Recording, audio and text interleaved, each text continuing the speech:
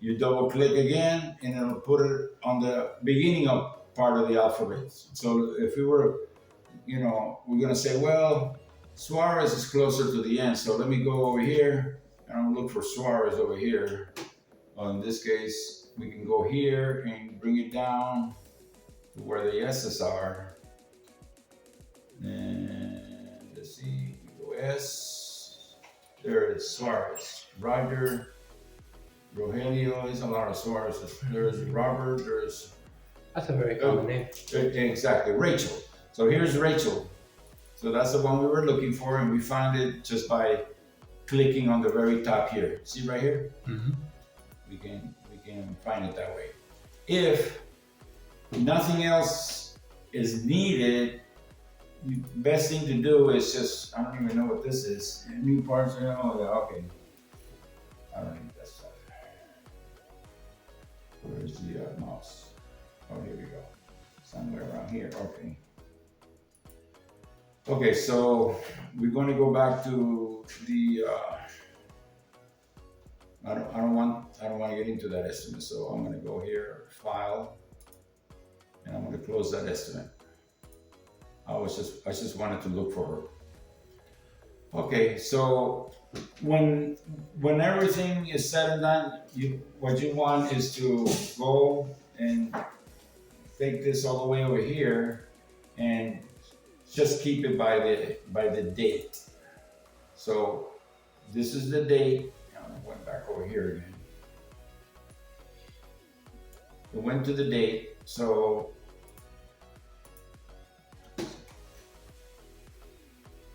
you gotta take this all the way up and then bring it to the date, that'll bring you the latest. For example, this estimate I wrote today for traveler's insurance. Why? Because the date is 8/22/23. That was written today. Happens to be a Cuban guy with a 2018 Suburban. Just recently moved here from Miami, and that's his vehicle there. It's the one that I wrote today. So now I'm gonna get into his file real quick. But that's how you find the files. You just navigate through there. It's a Suburban. I believe it's the one that I was showing you yesterday. They got hit kind of hard. Oh no, I was showing you a Cadillac yesterday. Mm-hmm. Okay, so. XTS Cadillac. Okay, so we can go through there. We can go to, his name was this guy, Miguel. Just so that you can get a little familiarized with this vehicle. Mm-hmm. So for every car that you write, especially if it's going to be through insurance, you want to make a photo file. So you can expand it if you want. Oh, you mean here? Yeah, if you want to. Make it a little bit bigger. Okay. So I took the first picture, my second picture, my third picture, my fourth picture. You start seeing the damage here. Okay, off the top of your head, this is the license plate, and there's your, you want to show an interior shot for the simple reason that you want to tell the insurance company, hey, there was no airbag deployment. Right.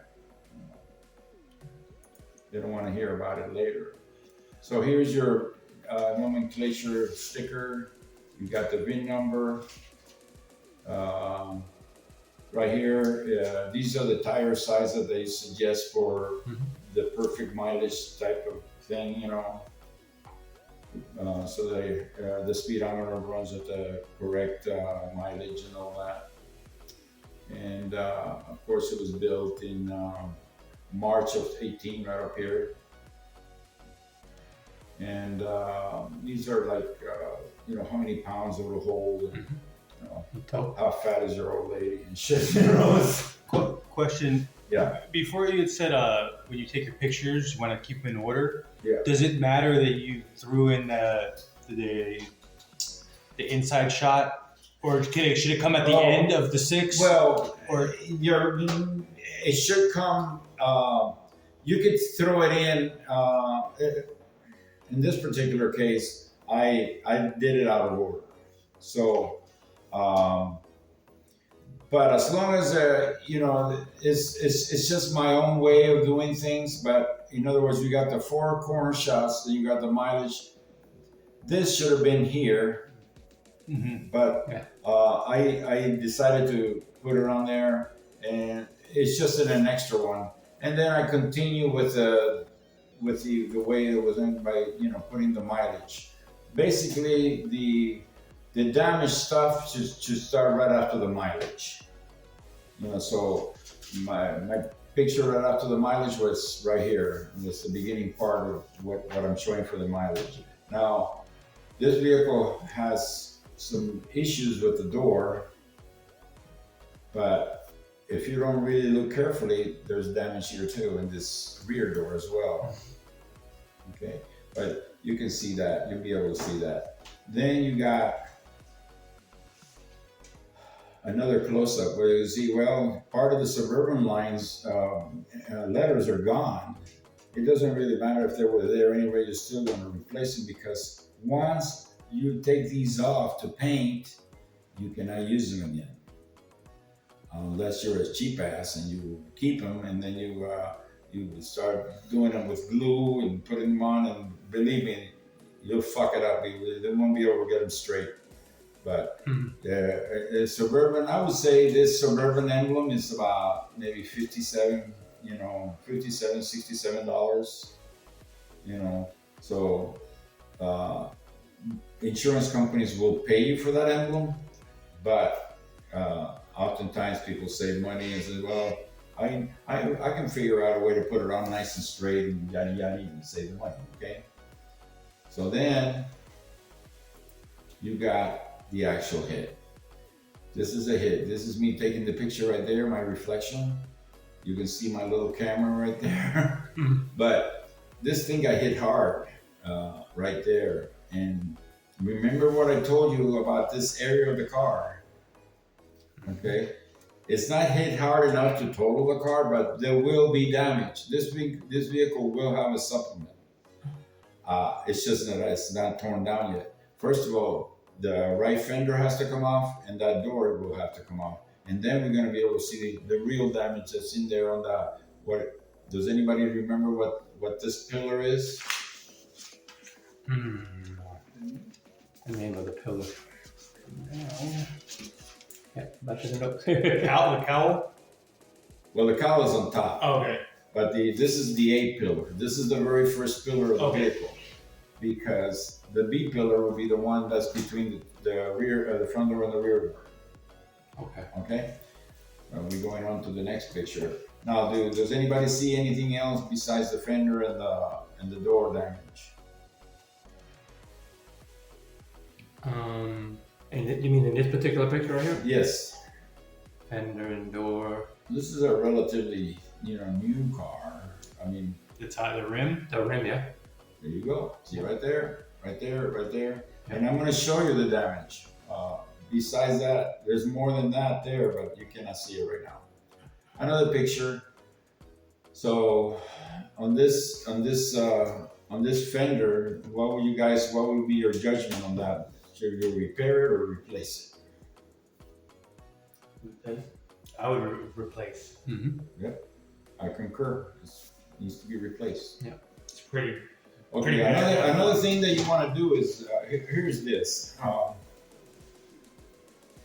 When you have two panels that are damaged like this, and it could be even less than that, and still you want to replace it. For the simple reason is that one of those panels can be repaired. So if you want to replace the door, it's way, way more expensive than replacing the fender. But the reason you want one of these panels to be new is because you're going to use it as a guideline to repair the other panel. Makes sense. Okay? So you can just, repair this and repair that, and then you're doing it half-assed type of thing, and then now it's not gonna be right. It's not gonna be right. You need that guide, or original. You want it to be, you know, any technician that's halfway decent can make that door work next to that fender. Question is, if they're both fixed, would it look correct? And on a black car, that's practically a mirror. I mean, I could show you, you know, there's me, that's my reflection right there. You know, that's a black car. You know, it shows everything. Black, it just shows every little. And oftentimes, you on custom vehicles, they want to have a guy wants a perfect body, perfect. I mean, you want a smear finish. You know, eventually, the car is going to be eventually a candy apple red. Let's just say. Well, that car is going to get painted black first, just so they'll be able to pinpoint every little issue that could be wrong with that body. Because the black will show you everything what's wrong with the car. And then they'll paint it red. But anyway, that's the damage of the Kia vehicle. We saw the damage there. So then, here's another issue. Can anybody tell me what the issue here is? What? You mean just in that picture overall? In this picture, yeah. Well, you have the separation between the hood and the fender. You got that right. So what does that tell you? That this vehicle has structural damage. Okay. So that means that's going to be an automatic 3 hours, and the way you would write it on the estimate would be repair structural. You would put down repair. A structural realignment 3 hours. Why? Because you're going to be. Actually, the way I write it is front structural realignment in parentheses gaps and such. That's the way I would write it, and then you got yourself another 3 hours because it shows it right there. They're going to have to be fiddling and doing this and doing that. Does anybody know what a quarter power is? Okay. I'm gonna take a picture of one and show it to you guys tomorrow, probably. Okay. Quarter power is basically a mini frame machine, and all it is just. Has anybody ever had a hydraulic jack to lift the car? Yeah, I think it's Yeah. Well, the Porter Power works on the same principle. It has hydraulic fluid in it, and it has a slave cylinder. The more you pump it, the more comes out. Once you release it, it'll retract to where it is. And don't be thinking any sexual thoughts here about this. Anyway, you pump it, it comes out, boom, boom, boom, at a very, very strong force. Right. Now, there's attachments to the Porter Power. There's an attachment that spreads. Like you ever seen the jaws of life to take out somebody, and that's basically a larger version of the Porter Power. It just makes it go, and they don't care what's in there. It's gonna open. So that's what they use. The Porter Power is used for body shops. It has like an attachment like this, and it will go, and it'll open. They don't care what's on this side or that side. It'll open. But the most part is the slave cylinder will have a one of the attachments is like for example. If you can think of a brake pedal on a car, you got the kind of like where you put the foot on there. You got rubber on it and all that, and then this will be like at the end of the slave cylinder. You start pumping it, and this thing will attach to the back to an anchor place, and then the slave cylinder. You start pumping it, you go. And if you have a dent that's really hard to get, this Porter Power will go boom, boom, boom, boom, boom, boom, boom, and it'll take it out where it's supposed to be. So it's kind of like a mini frame machine to get things where they need to be, back on. I got a question, Rob, about the See, this is your gap that you're supposed to have. This is the gap on the left side, but on the left, look how wide it was. Now, what was your question? yeah. The question is uh, going back to what the insurance companies would pay for. Let's say in a situation like this, this Chevy Tahoe is a 2018. So, That model, that body started in 2015 and ended in 2020. okay, So technically, it means that the insurance company would then want to find a used vendor, since from 2015 to 2020 it's the same vehicle. they could. They will go anything and everything that they can get. Now, when this people started making money off of aftermarket parts, more than likely the insurance company will put an aftermarket fender on. Okay, that's what I thought. For the simple reason that that they can get it at a decent price. It's new and clean. All you need to do is primer and paint it.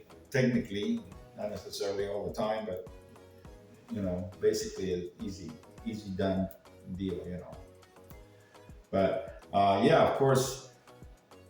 Yeah, the time for this is for used parts. By the way, if you were to go, let me see here.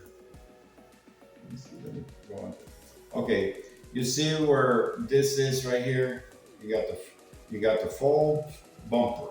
You got the grill. You got a right light and a left light. You got a hood. Now, besides the hood, there's a fender on this side and there's another fender on this side. The industry calls this area a front clip.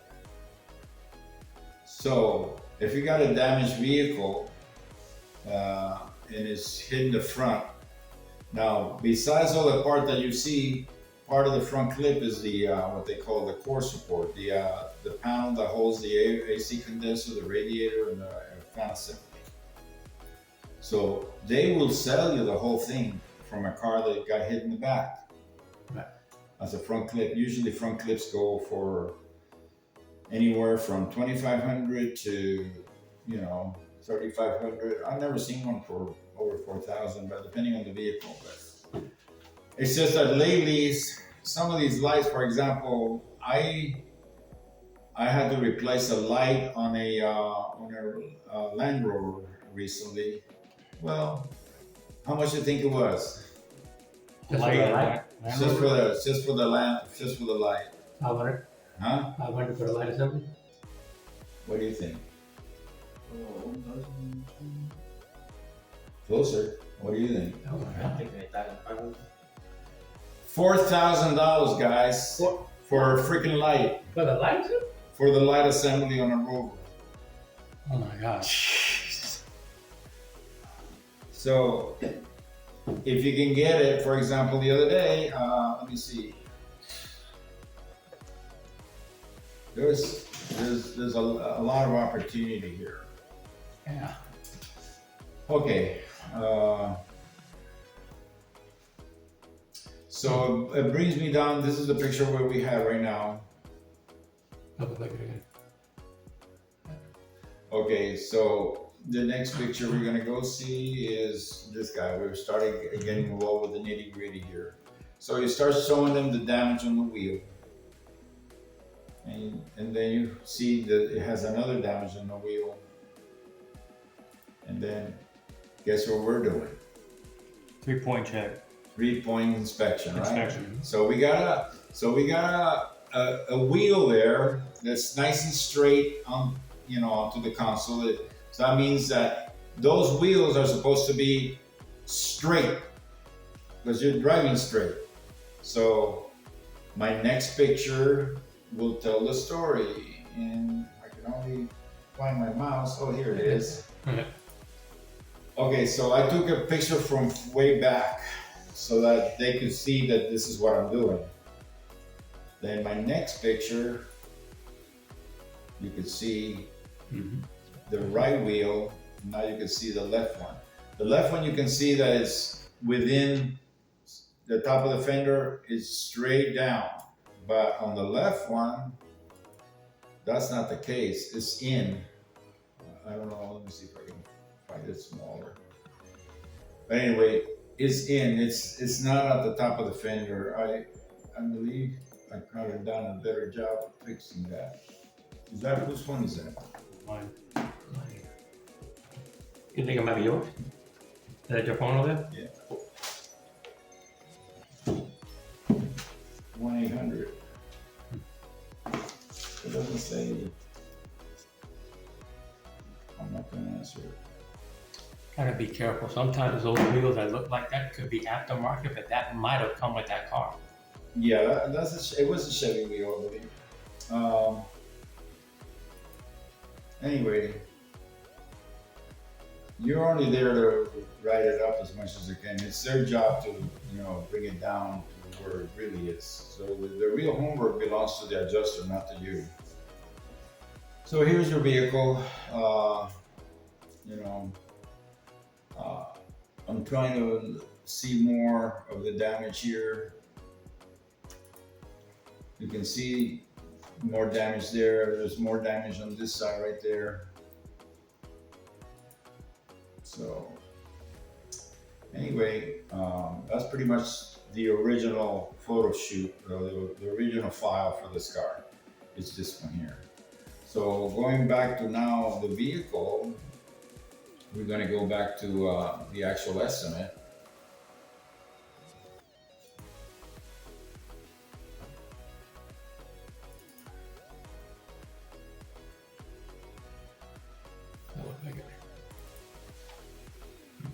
Here's what work.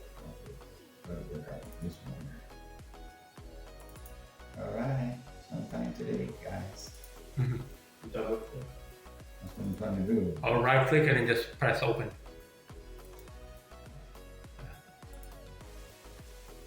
Wow, there's something new every day. There you go.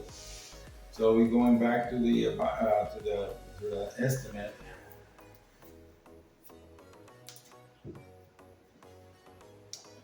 And Miguel Valladares is the guy's name. He's the owner of the vehicle, so we're gonna go.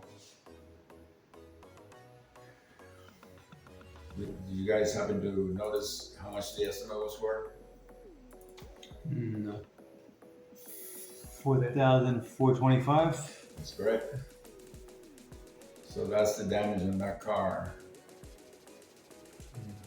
So do I have to do the right click and open again? You can, or that's why it's always good is how to use a mouse pad. Yeah. Yeah. For these modern mouse mics. So here's your estimate. I started out with the vehicle. You always want to start out from the front.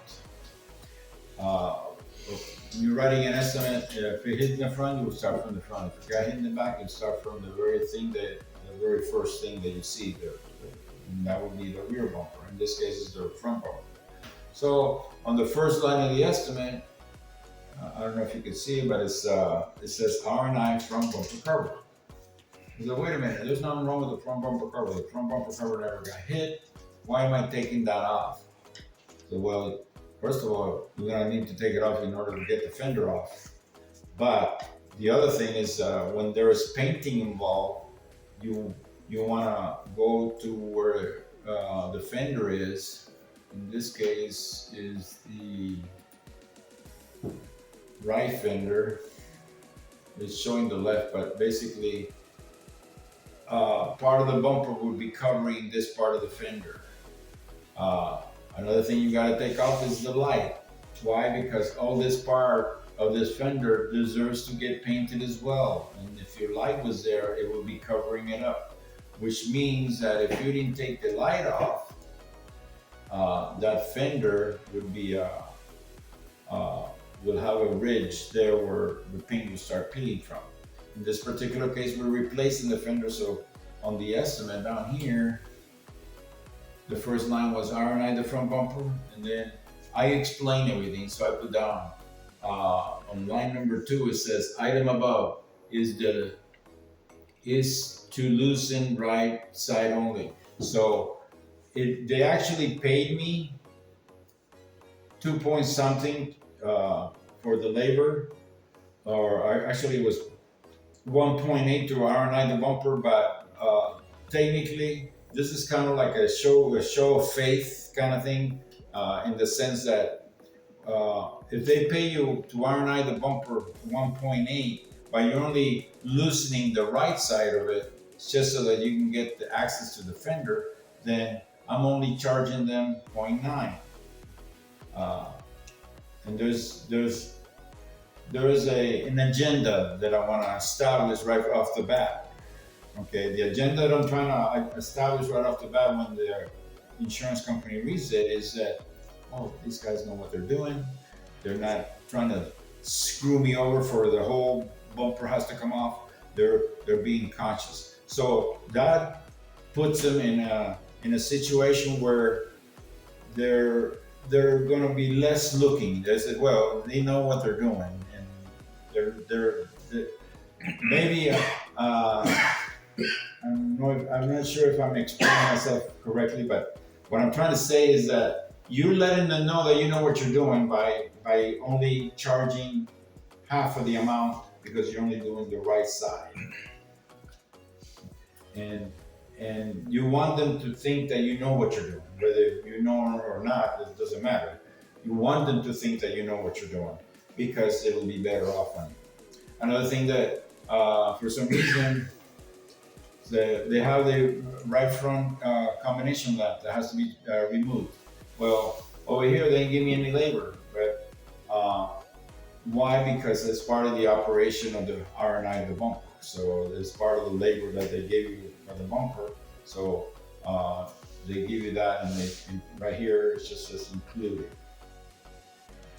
See, had this been in the WebS program, the WebS program will show you 0.3. Yeah, but in the Mitchell program, which is basically in the Mitchell program, which is accepted by the insurance company, of course they're saving 0.3 right there. You see, because they're mandated. Insurance companies buy these programs by the thousands. They're not like a single body shop that say, well, I want to charge what I want to charge. They say, okay, try to do that, but then they're still going to correct you, and Anyway, so the next thing is R&R. R&R means remove and replace the right fender panel. Looks like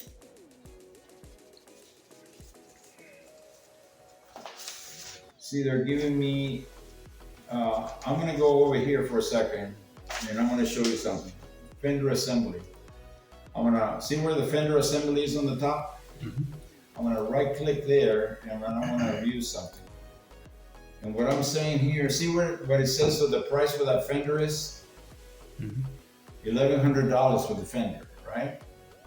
Now, if you're replacing that fender, why did it give you this? DEMD. They give you a part number, and they're only allowing $719. Okay, this is what I was telling you about. This is a optional OEM part. It is a Chevy part, but you're not having to pay $1,100 for it. You're only having to pay $719, and this is what, like $300-400 less that the insurance company doesn't have to pay, and this is what they do all the time. You're getting a good part. It's just that you're not paying full price for it. This is the one that, the Yahoo that went to the manufacturers of Chevys out there, the GM, and says, hey, I noticed that you got an extra 300 fenders there. If I buy all 300 of them, what price can you give me for each one? And boom, they said, well, we'll let you have it for 400 each, and boom, boom. And now he's making $300 on each fender. Whereas before, each dealer was probably making, I don't know, 800 on each fender. Okay, so then the next thing that happens is we got an alloy wheel. So this alloy wheel doesn't look bad. At the beginning, you want to, you have your intent to just go ahead and replace it. You just go over here to wheel. and then you go over here to alloy right up here, and then it'll tell you the wheel. This is the wheel, and if you go over here to the wheel under number 1, and you right click it, and then you view the details. This wheel is 22-inch wheel. See, it's an $1,138 wheel. But because it's not that bad, you're showing the insurance company that you're gonna try to repair it. Now, at the end of the thing, you're gonna align that wheel, and it doesn't pass because it looks pretty and everything, but when in the spin wheel it goes woo, woo, woo, woo, woo. That means that the actual wheel is messed up. So then now you have to go and do a supplement for that $1,100 wheel that you didn't want to have to buy, but now you got to buy.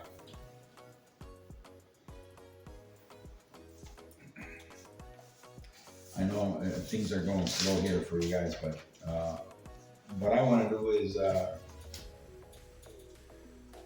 I'd like to just get one of these, and then we're gonna start like an estimate. So let me see here. Let's just say let me have yours, Brian. Okay, so we're gonna go here to Brian. Okay, so we're gonna start an estimate just from scratch.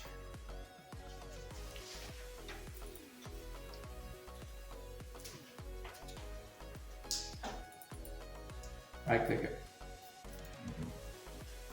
No, it kind of moved. Try to do it again. Okay. No, go back to it. Right click. There you go. Okay. Okay, so we're gonna open up the program again. Okay, now I'll teach you. Okay, all right. So here's the beginning of the estimate. So see where it says on the top there, where it has that little green, instead of a red cross, it's a white cross on a green background. This is where you start any estimate. So you write it right here. You say you click on that. Let me interrupt for 1 second. Yeah.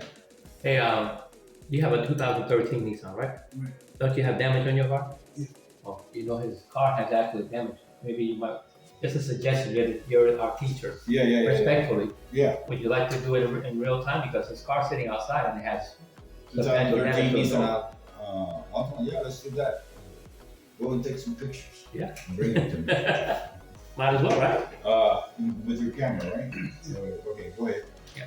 The damage, you can just do the damage only. Unless you want to do the 7 pictures and all that. No, just you take a picture of the damage only. Because we're gonna do this all together when we you know. Yeah. Okay.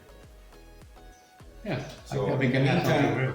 yeah, might as well. So here we go. I want to start putting in his name. Okay, so the very first thing that goes on there is his last name. In this case, he's got 2 last names, Murillo Torres. So I like to put everything on in caps. So is it 2 R's? I guess Torres.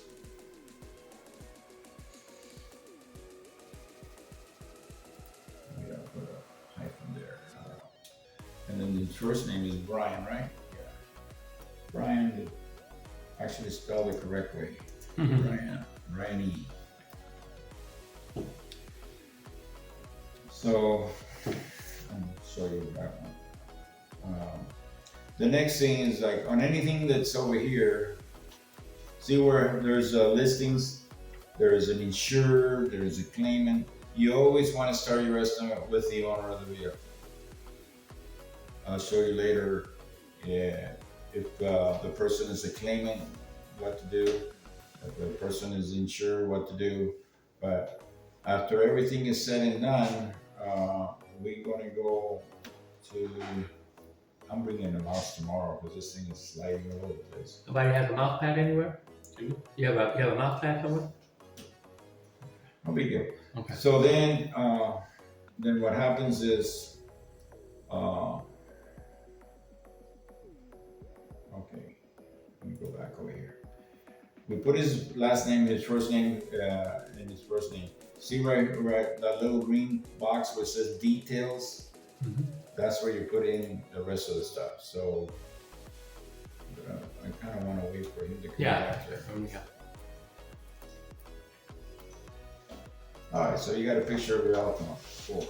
Now he can email you the pictures and you can Yeah. put them up on the screen. Shit, man, you're fucked. No. Anyway, just save it for right now, because right now what we're trying to do is we're entering your situation here, and I was telling them first thing that goes on there is your last name, and then the next item is your first name. Then we go over here to details. See where the little box is where the detail is, and that's where your address goes. So his address is 3890. Is that your real address, or it's bogus? It's fine. No big deal. Nobody needs to know where you're. 38 D what? DLAU. Oh, Delaware. Yeah. Why didn't you say so? That's a State of the Union, you know. Mhm. Probably one of the smallest states next to Rhode Island. Delaware. And it's Delaware Lane, so we're gonna put down Delaware Lane right there. Then the next thing is the city that it is, so it's, I would hope it's Las Vegas, right? Yeah, Las Vegas. And then we got, we tap on that, it's Nevada, and then we tap on that is 89, what is it? 89169. Okay.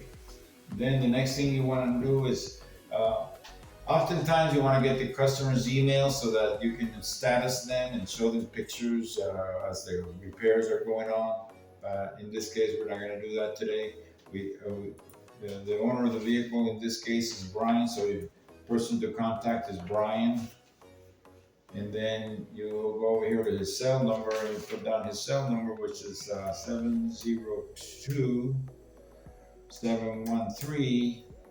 702-713-8244. I never use these numbers over here. I could never figure out why they put that number there, but I got the numbers up here. Because I learned to do all this stuff in a typewriter in the Army with a cigarette in my mouth. And then he had this shit in the typewriter, okay? Anyway, God, it's been like 12 years since I quit smoking. Anyway, so let's say, for example, that this accident that you had, where you hit, Yeah. so it wasn't your fault, or you just got in somebody's way and they hit you and it's actually your fault? It wasn't my fault, but I don't know how they came out that it was my fault, and I didn't. You got in front of the guy and you weren't supposed to. Who had the red light? It was a green arrow for me to go left, Okay. and then the other guy didn't stop. Oh, I see. And then he turned around and said that it was your fault. Yeah. You should have called me, man. If you would have called me, I would have convinced him that it's his fault. I'm really good at convincing people of stuff. Yeah. Yeah. Especially when they're wrong. Especially that. Yeah. These aren't the doors you're looking for. Move on.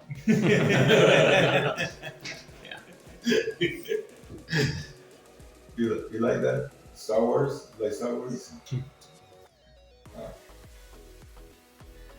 It's funny how so much of our lives is controlled by a lot of things that we hear on TV that we like, and we start using it in our normal vocabulary. Yeah. You know, it's just these aren't the choice you're looking for. Move on. Anyway,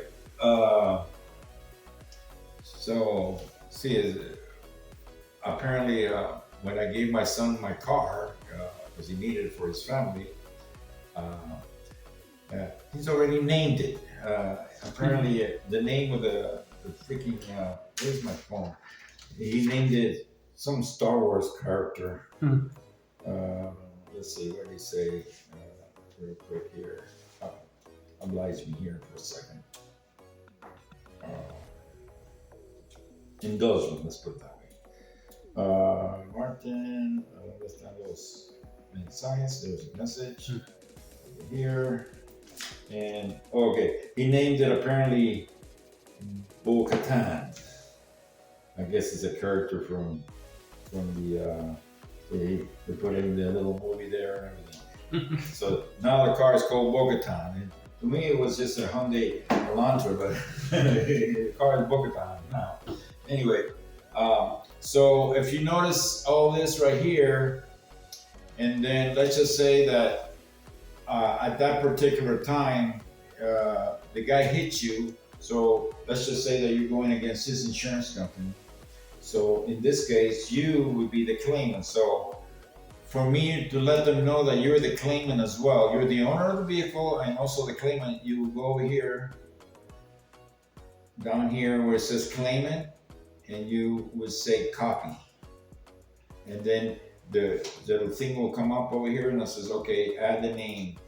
And then now it says it's added. So I say, okay. And now all your information went over there to the claimant side. So now you're not only the claimant, but you're also the owner of the vehicle, or vice versa. You're the owner of the vehicle, but you're also the claimant. And that information is copied on both sides. Okay? So now, turns out that the insurance company is, you write the insurance company's name. So in this case, let's just say that it was nice, something easy, Geico. That way it's only one little word there. And whatever information for Geico that you have, you go to the details again. It makes it easy, it makes it very uniform for everything. So I happen to have Geico. The minute I hit Geico, it gives me what region this is, Las Vegas, and I even got the phone number with it. Because I've used it before, you know, so you say, okay. In fact, I'm gonna give you, what's her name, Jennifer? I'm not gonna fuck with it. Say, okay. So now we go into now the reason this is blank, when you guys have your own system, this will be a default. So you never ever have to this. Today we're gonna take the time, but you never have to deal with this again because you're only working for one shop. So we're gonna say that this particular shop where you're at is called Avant-garde. How do you spell it? Avant. Mm-hmm. And then a hyphen, and then. Got it, right? Mm-hmm. Got it. Avant-garde. And you can put down the rest of it. What is it? Design Center, right? Oh, it's Autoworks is what we're going to call the automotive division. If you want custom work, well, I would imagine. Well, it's still it's going to be the parent name is always going to be Avant-garde, Yeah. right? So okay. So what are you going to call it again? I think Maria wants to call it Autoworks. Okay. Avant-garde Autoworks. Autoworks. And then you go to detail again. Once again, anything with any kind of information, you want to put details on there. And so the address is 6750 what is it? 6750 Boulder Highway. Boulder Highway. Las Vegas. Okay, and then what you want to do is one of the reasons that since I work for several shops, I don't fill it out correctly. I fill it out differently so that one of the things that I'm going to teach you here today is about this situation is I'm going to put down right in that same line. I'm going to put down Las Vegas, and I'm going to comment, and I'm going to put down Nevada, and then down here I'm going to put down the zip code, which is what is it? 122. 122. And then the next thing here, where it says city, I'm going to put down tax ID, and then I'm gonna make up a name. So the tax ID number is 12-32345-767. Okay, so that's about the right size for a tax ID number. And then I'm gonna put down the email address where you want all the correspondence to go to, because everything is email nowadays. So what would be a good email for the shop? It's You can go right AG. to yours if you want. What is it?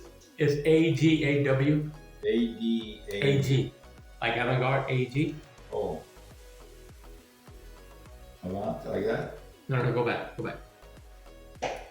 Yeah, AG, as in goat. AG. AW. AW. LB LB at gmail.com. at gmail.com. Now, that's it. And then you put down the phone number of the place. Is it 702? Mm-hmm. And that goes in the right place. 625 625 0042. 0042. Okay. Say okay. So then you say okay, and that's actually your letterhead of your actual estimate.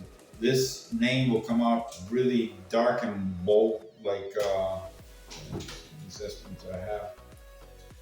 And then you ready to go on to the next step. So the next step in the admin section is the general section. So the general section looks just like that. And then the very first thing that you want to know is that you got a 13 optimize it. So you know that that's going to be a repairable vehicle. So you want to put down loss designation. You don't want to make it a total. You want to make it a partial loss, which is what they want to know. Now, sometimes some of my shops get a little bit creative and they like to push the envelope a little bit. Well, I cover my ass that way. So I'll go over here and I'll change, for example, I'll change this estimate to Satara. Satara means that it's me, okay. So I won't change it from Satara, I'll change it to RDRD. So that would mean that the estimator in this case is Raymond Deutsch, which is my middle name and my last name, which means Aleman, which means German, and that's the German word for German, Deutsch. And people think, oh, the estimator Raymond Deutsch wrote it this way and that's way. Yeah, I know. He was kind of trying to, squeeze in some more dollars there, but that way my name doesn't get blemished, you see? So it is what it is. Mm-hmm. People do what they do. So I'm going back to Satara in this case, which is me. That's my truck's name as well, by the way.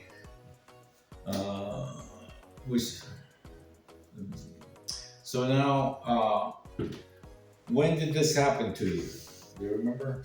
Because this is one of the most important part about finding a claim sometimes, the date that it happened.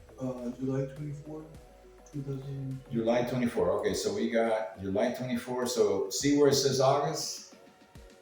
Or you want July? So you go here, you click, you got July, and then you say it's the 24th. 2022. It happened in 2022. You haven't fixed it yet? It was my car's still running. Jeez. Okay, so 2022 it is. Okay, so you go back a few years. Let's see. Back, what is it? July. July. November, October, August. So there's July. Then what? 24th? Yeah. There it is. It must have been a Sunday, I guess.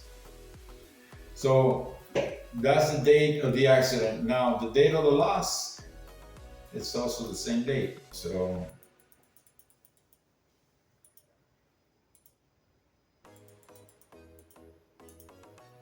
and it's July 24th, so that's the date. Now, we don't deal much with this because it's just nonsense, and the date that it got reported. See that insurance companies tend to want a lot of information, um, for the simple reason that, they can find ways to deny things, Okay, so they don't need none of that stuff. But this was a collision, so this drop down here is going to ask you, was it an A? Now, what is an A? An A is what? Property damage. So it was property damage, but property damage is when a hailstorm hit your car and damaged it. It wasn't an accident. So in this case, it wasn't property damage. It was the C for collision. So that's, see right there where it says collision? Now, there's other things. For example, the D. What does a D means? That's a comprehensive loss, which is also comprehensive loss. The comprehensive loss could be your car was parked and then you forgot to put your hatchback back down again. In the meantime, your little kid clicked the closed their garage thing, and the garage door completely wiped out your lift gate, your for the back. So in other words, bless you. Thank you. So in other words, it's things that, it's not a collision. In other words, it's things that happen to the car. Water came down so much that it flooded the car. Well, that's comprehensive. Hail is comprehensive. Anything that it involved driver error, for the most part, is considered comprehensive. Anyway, so here again, they have, for example, F. What is in F is? So that means, hey, you were in a bar minding your own business, drinking a few drinks or whatever. In the meantime, anyway, your car caught on fire on its own. Boom! It's a fire damage.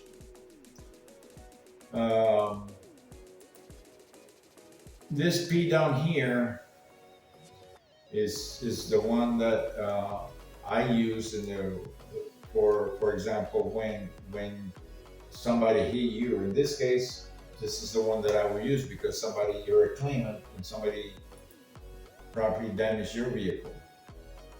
This is the one that we're going to use for this estimate. But before that, does anybody know what T is? It's when your vehicle gets stolen. Oh. It's theft. Oh. Okay.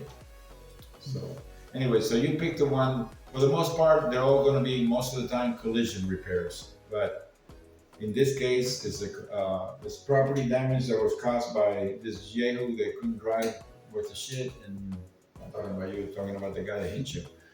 And then that's that. By this time, you should have a claim number for Geico. Claim numbers tend to be very long.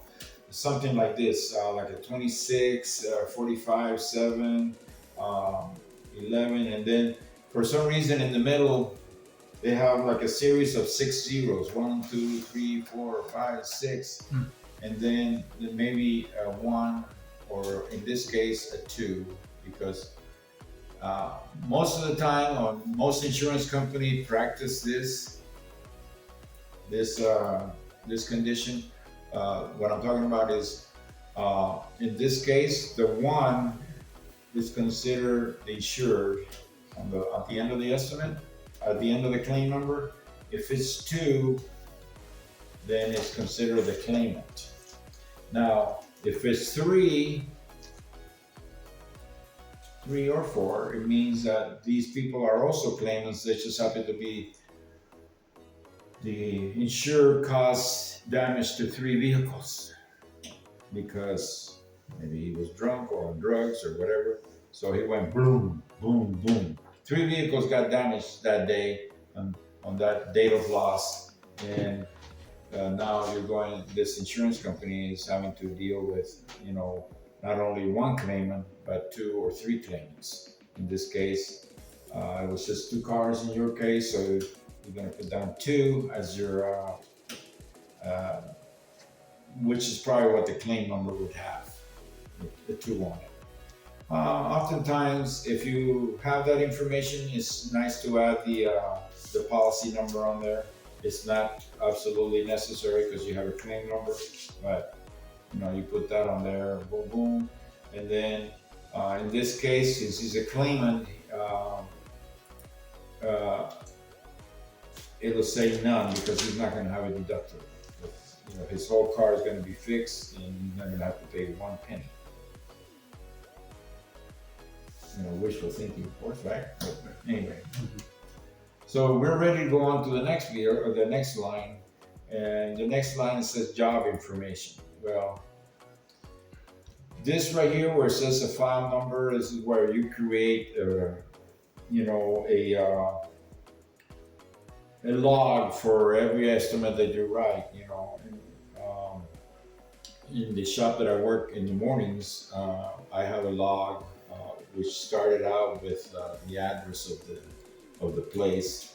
You don't want to start out with log number 1, off the bat. For example, I would recommend that you start with the log. Your number 1 estimate should be log number 6751. Because that's your address, 6750, so 6751. Now, that's what happened on the first day. You wrote an estimate. The next day you wrote 3 estimates, so you got 6752, 6753, 6754. That way you're not starting out with number 1. So they're gonna think, we're only estimate number 23. These people haven't been around for very long.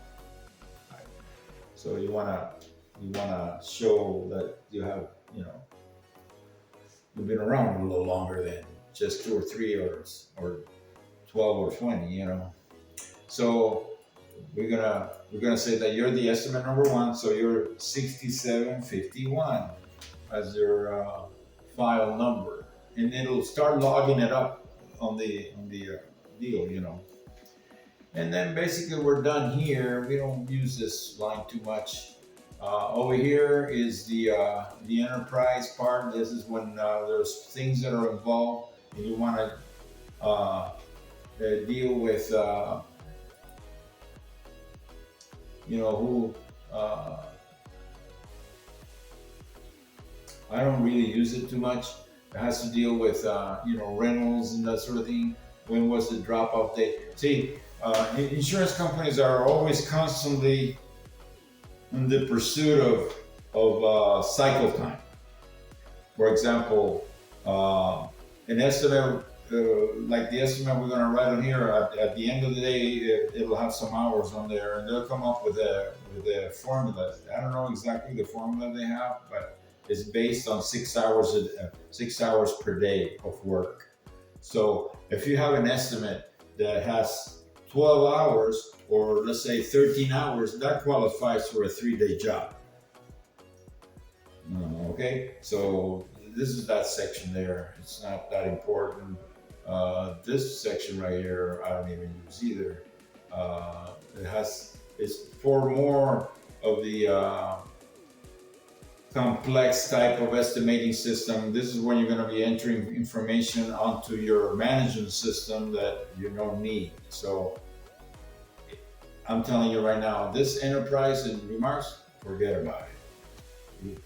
What you're interested is getting the job from the customer. So we're done with admin, and we're gonna go back to admin here. But then we're ready to start on the next phase of the estimate, which is the vehicle. And then right here we're gonna put down the VIN number. Did you happen to write the VIN number? Was it a 17-digit VIN number? So we got 1. We got Nancy, 4 Apple, Lima, 3 Apple, Papa, what the hell is that, 9, and then we got Delta, November, 431, 069. Okay, so you got the VIN number. So now we're gonna ask the computer to decode that VIN number, and if it's correct, it's telling me that is any one of these four models of Altimas. Now it's either an Altima by itself or Altima 2.5 motor, I guess. There's an Altima 2.5 motor, but it's the S model, which is the sports model. Then there's also the Altima 2.5. They all have the same engine. There's the SL model and the SV model. Do you happen to know which one yours is? The 2.5. The first one? Okay. Are you sure? Because it looked like you had pearl paint. Is it like pearl white? Bullshit. You got the SV model, dude. Oh, is it SL? Or the SL, one Yeah. or two. He's right. Because in other words, your car's it's not the basic car. No, you got a better model than, Yeah. than the regular. So there it is right there. It popped it all up. We got a 2013 Nissan Altima 2.5 SL. Boom boom. 4-door sedan. 2.5. You got a 4-cylinder with 4-wheel drive. Front wheel drive. Front-wheel drive, yeah. So that's the car, right? Okay, now we're ready to write it.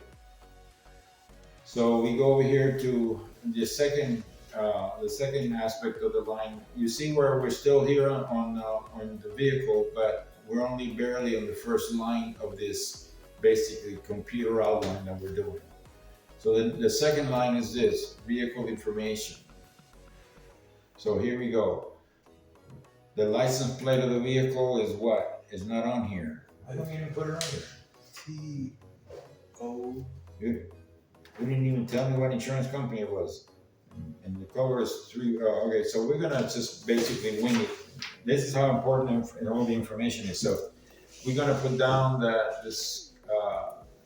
You said it was T what? O. O M A.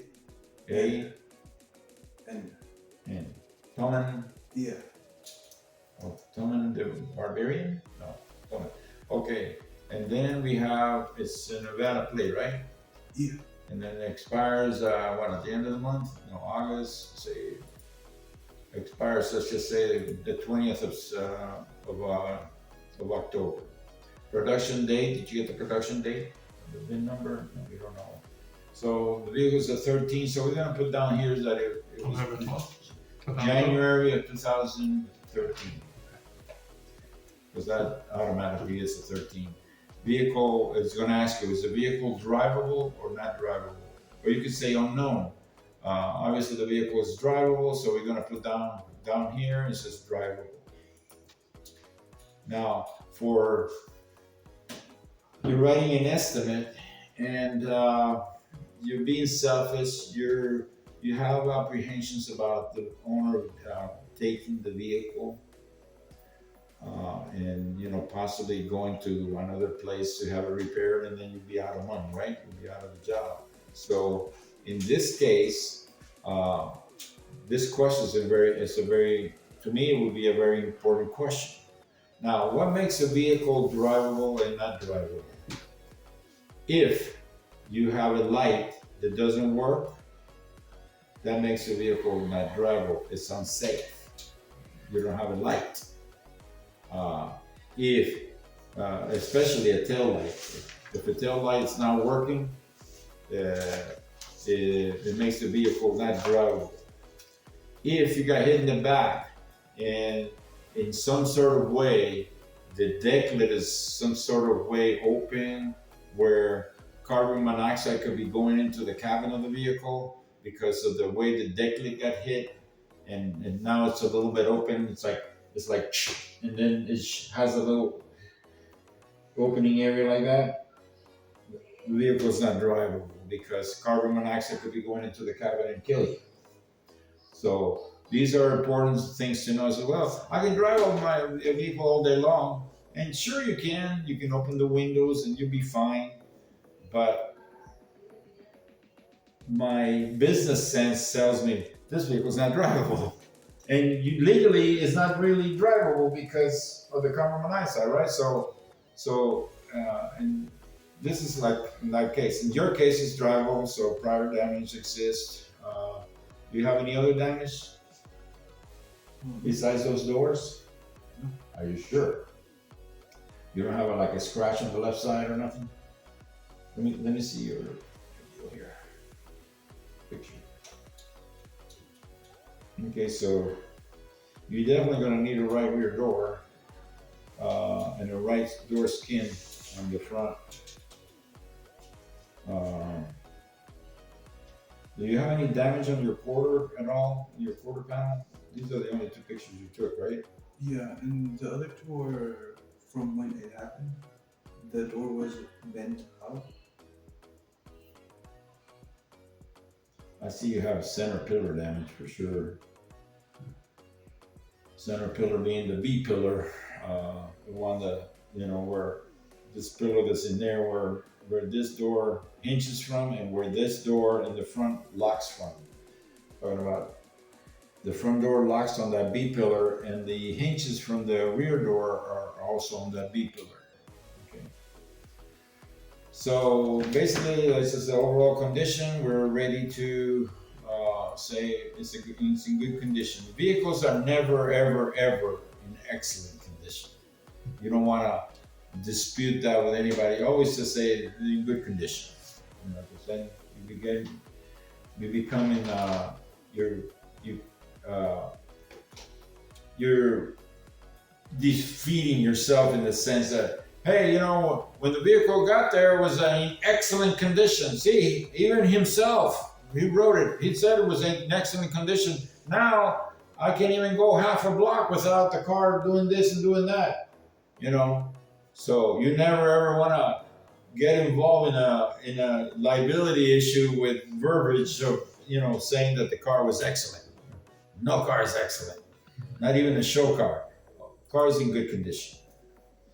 And that way, that leaves a lot to the imagination, And then up here, you're going to go write the mileage. You know approximate mileage of your vehicle?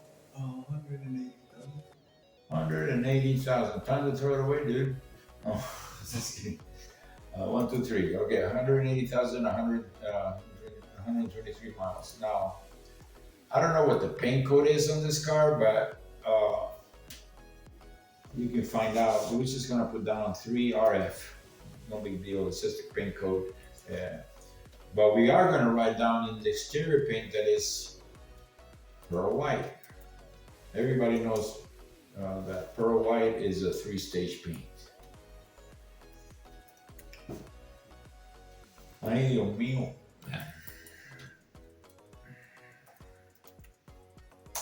Pearl white.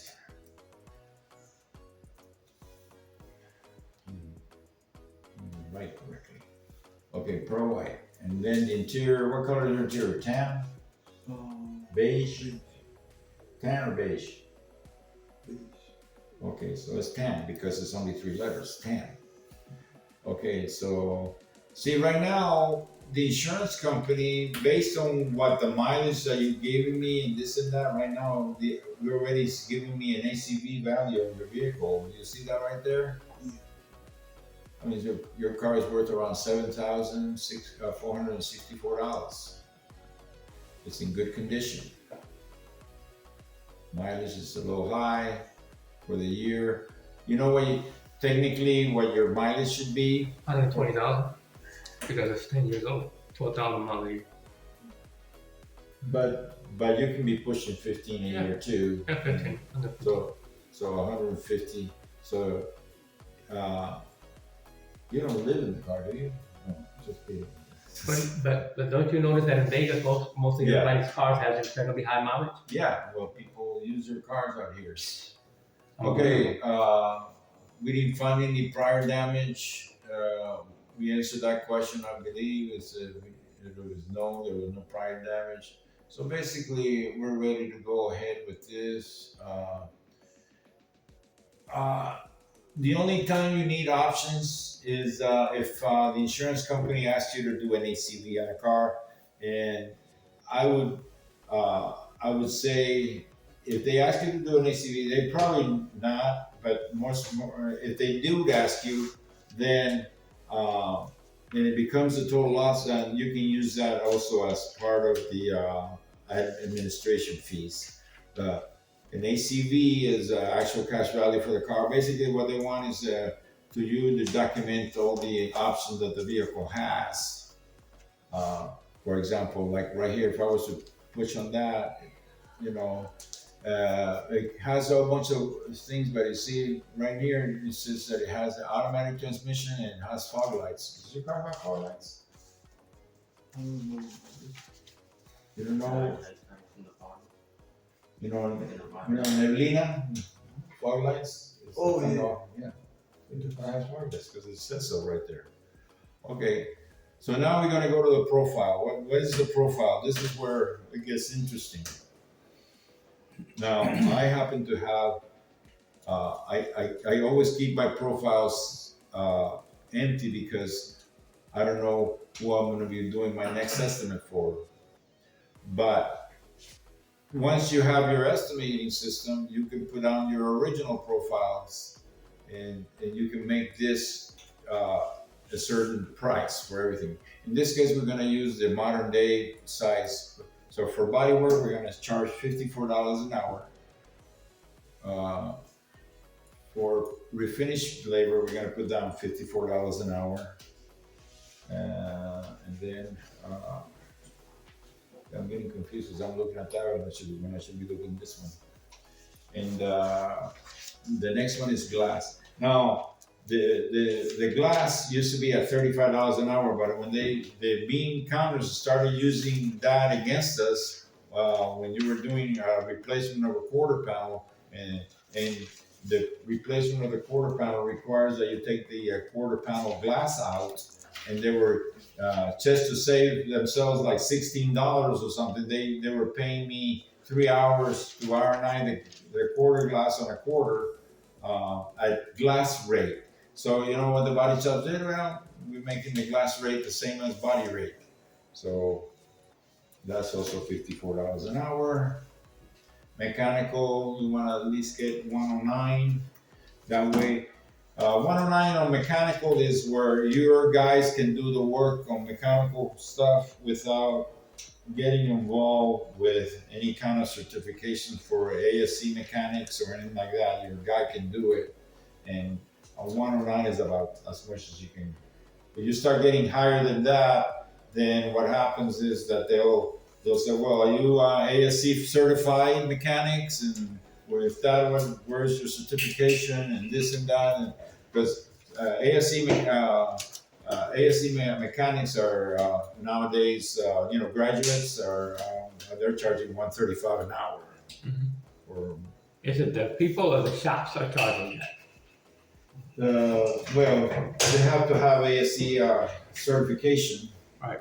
So yeah, well, the shop is the one that's going to make the money. I mean, the mechanic will make some money, of course, but they'll get a higher rate.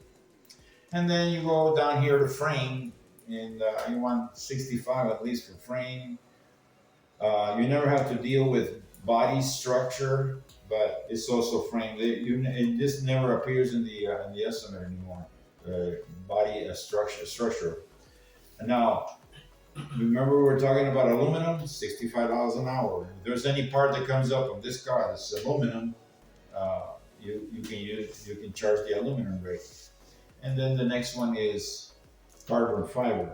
If there's any part in this car that has carbon fiber, it'll be $65 an hour. So you're setting up your rate.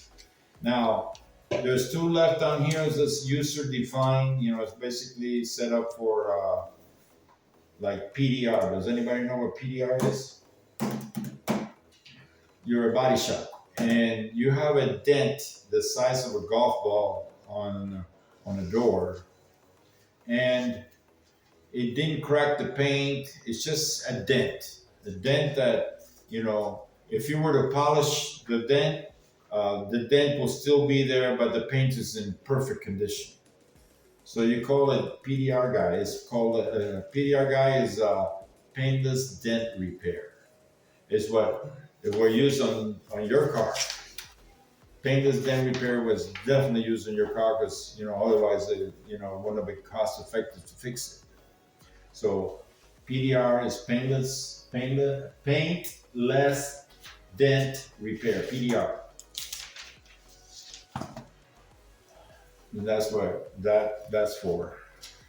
If you're going to be doing it in house. Here's the thing: the guys that know how to do this work, they go to a school for 3 months because they want to be self-employed and they want to learn how to do that stuff. They go to a school for 3 months. I don't know how much money they got to pay to do it, but they teach them how.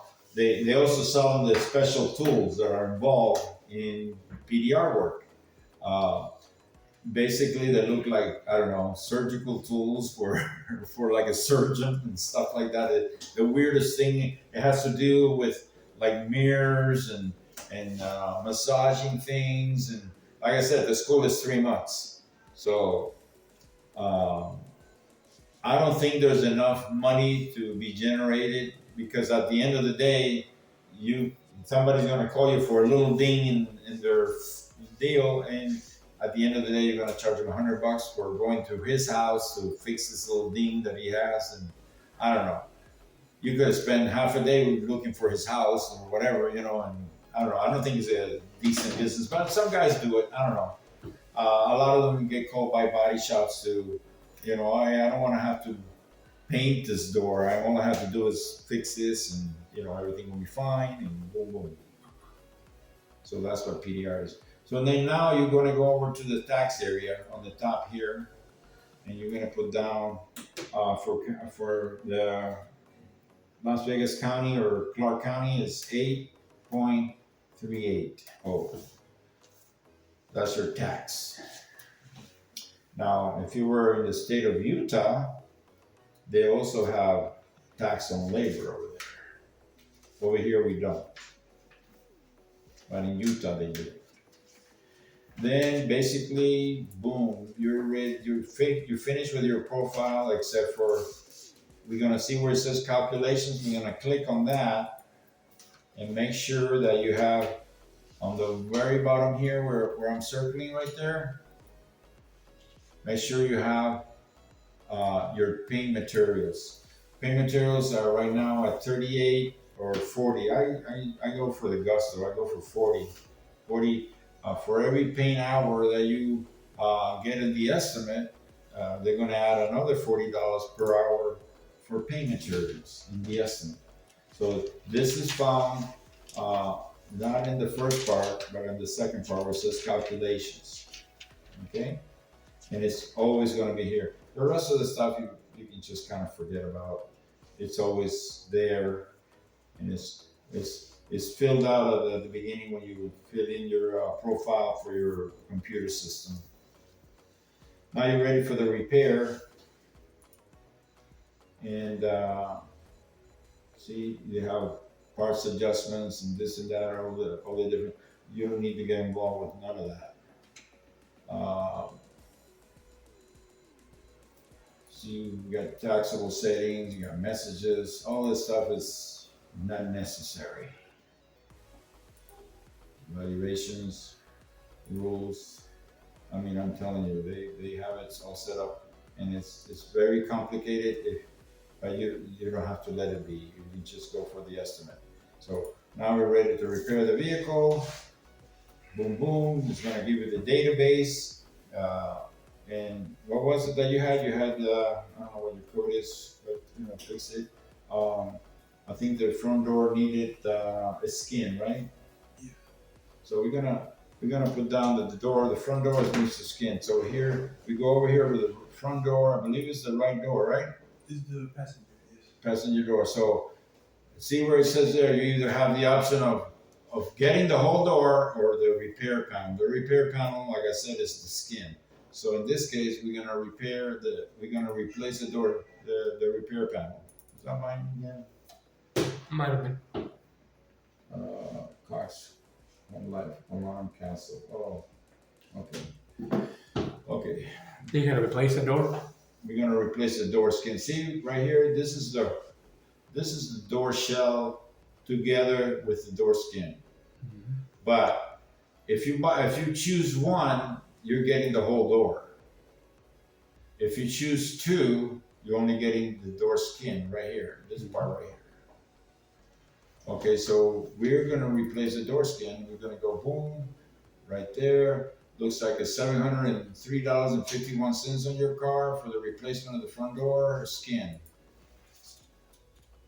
That's the skin? Yeah, it's just the skin. Looks like they want an hour to replace the skin. Well, see right now, if you go down here to the bottom of the deal, see what the estimate says that it is now? 13/18/96. Okay, so I'm gonna erase this again, and we're gonna go for the door shell. So I'm gonna delete that line. Say, okay, we're gonna delete the line, and now we're back to 0. But instead of doing the repair panel, I'm gonna replace the shell. And now this door is cost $2,050. So before it was $1,300 just for the replacement of the door skin, but now the estimate is at what, $2,700 for your door? Of course, there's ways of getting around that. You know, you can go to Pick Apart and get your another door for 1/10 of that. Yeah. Anyway, so again, we're gonna do that. So for this estimate, we're just gonna go for the skin. Obviously, it's more cost effective to do the repair panel. Boom, boom, the right side. We replace it, and there it goes right there. So automatically, it gave you 4 lines just by clicking one button. It gave you the $783. What is it? Oh, $703.51 for the part. It says that it's 7 hours to replace the door skin. Then the right front door outside needs to be painted for 2.2. We have to add a 0.5 for the jamb, the door jamb, and then we have to.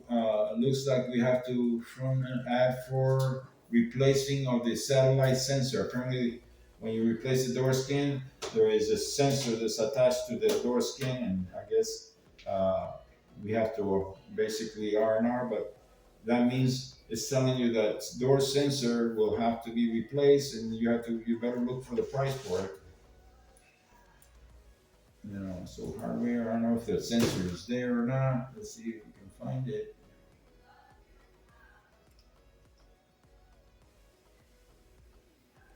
I don't see no sensor here.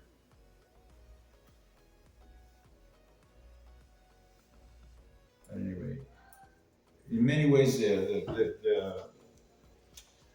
let's forget about the sensor, but the system will guide you. You know what I mean? It's not going to leave you alone. Now, just going quick because we're running short on time. We're going to replace the rear door shell, and we're going to replace that with a used one. So, door shell, rear door. There it is, right there. It says that it's $1,945 for a new door shell, but we're not going to do that one. We're just going to say we're going to replace it. We're going to replace it, but then we're going to change it. We're going to go, see where it says right door shell over here? Mm-hmm. We're going to change it from the new one. If I can find the mouse. Oh, here we go. We're going to go here in the middle of the estimate where it says new, and we're going to change it to recycle part. And then say, okay.